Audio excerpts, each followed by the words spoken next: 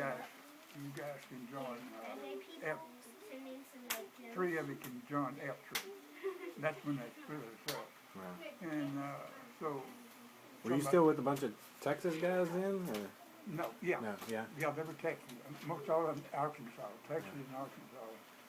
And Dallas, the only one that wasn't from Texas was a guy from Washington State.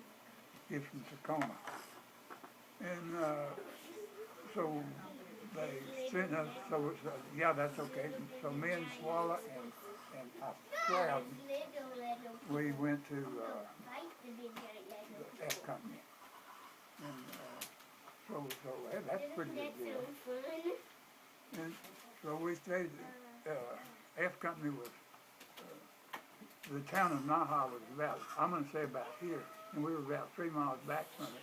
And there was a little hill, and that's where we was, and here was a mountain over here called Sugarloaf Mountain. And anyway, this was here, that hill.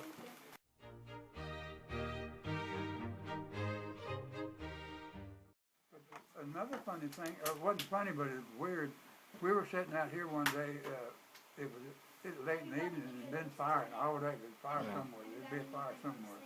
Because I don't know the division.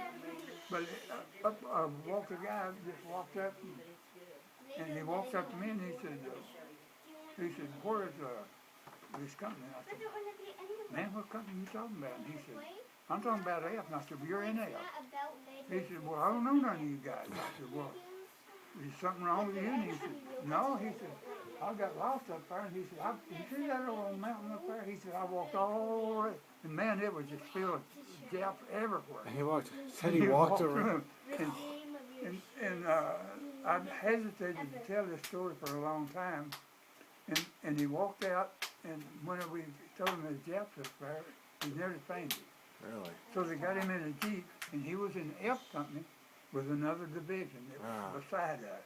And he had walked all that, he would get out, of course. Yeah. I was telling the story to a guy, and I said, I know that's kind of hard to believe, and there's no guy standing over, and he said, what did you do, go around Sugarloaf Mountain? And I hadn't mentioned mountain. I said, yeah. And I said, yeah. He was in there out there. Was he really? And I told Mom, I said, why in the world didn't I ever ask that guy where he was at and what happened to this guy? But he said, yeah, y'all brought him back in the Jeep. And I had never mentioned Jeep. Yeah. So I thought, well, I can tell that story. Well, we had a real sick friend we were more interested in then. Yeah, I was worried about him at that time.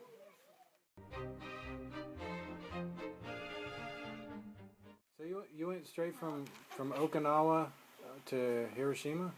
Yeah. Yeah. Wow. Flew into Kobe and we took the truck down. Well, we got in trouble riding an airplane. We never had rode an airplane before, and me and Swallow was talking to each other real loud.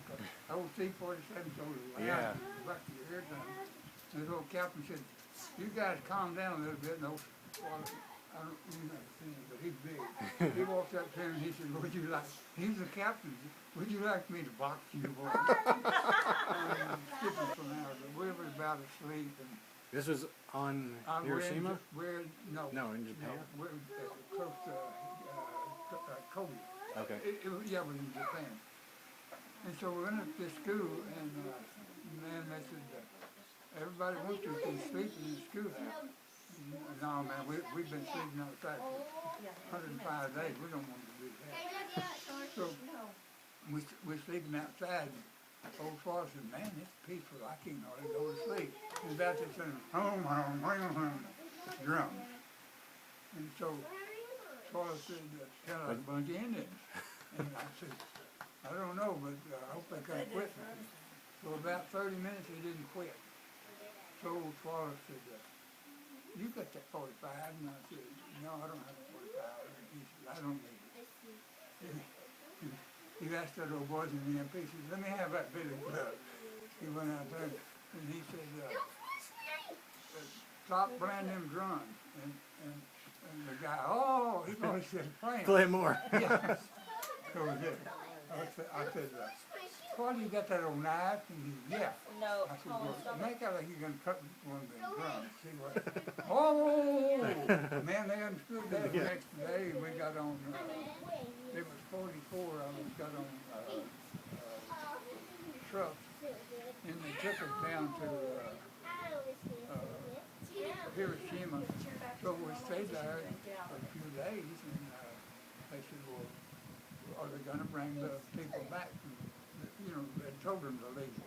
And are they going to bring them back? So sure enough, that third or fourth day, in come a train, and of course the track ended right there. So we were afraid to meet them. And they said, don't worry about going up there. They can't come back. They won't let us come back because there's no houses to get in and nothing. And so Florida started talking to this little girl who talked English, and she said, my daddy's down there, and said, we want to see him, and they're going to make us leave. So Florida said, well, I'll see if I can find him. But it's a big town. And of course, you could have put Hiroshima in Temple easy. Yeah. 300,000 people, they were out together. And anyway, Florida didn't look much because he didn't want to go downtown. Yeah. So he called back and told that girl, and she said, we got to go. She said, they're not going to let us stay either. So they loaded him back on the train. Those were all people that had lived there, or Yeah, they knew people that No, they lived there? And they were coming back. Oh, they had been somewhere else? Yeah. Okay. When did they drop the bomb? What They day was dropped the bomb in August. Okay, so it wasn't even a month later you were there. About a month. When I don't know much about it. When they dropped the bomb on, how much of that city was left? Any Not of it? much. Not much. Like, it was just as round as this. It was, Yeah. well, they dropped the only thing that we could see was jailhouse, and it was steel and earthquake proof. Okay. But it is burning up. Okay. That is just, it's gone. Oh. I mean, houses are gone. Was Everything. it like Just down to cratered in, or was it just level, flat? No, it just burned. Oh, okay. And, Yeah, everything was wood, I guess, mainly. yeah. And rice paper Paper. and stuff. So we were here in these, and here's the beach. We could see the beach. And from this there. And we stayed there in Boy and about... Was that like a brick building, or was it no, tents? it Tents no, and it stuff?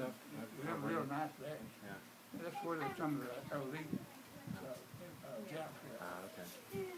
They had their army there. Okay, so that was like the Japanese base, and they're gone. Yeah, now, they're so- gone. So, They left in a hurry. And so they said, oh, you don't think y'all gonna be able to stay, we got another job up north. So we said, okay. yeah. So we got a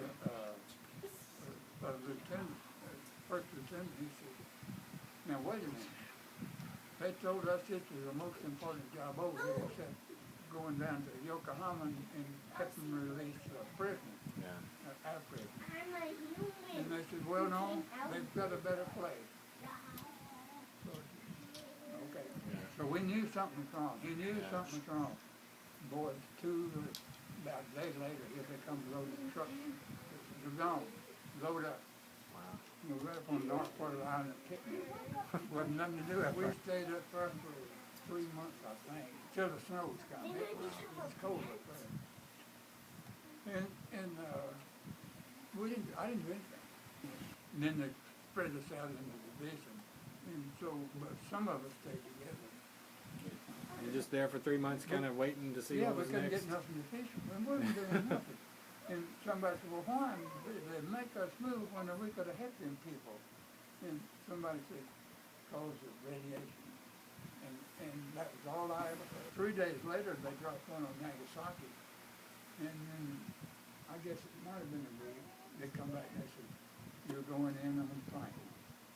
It's Mac officer sitting on the boat now ready for them to sign the unconditional surrender. I guess that was one of my happiest days.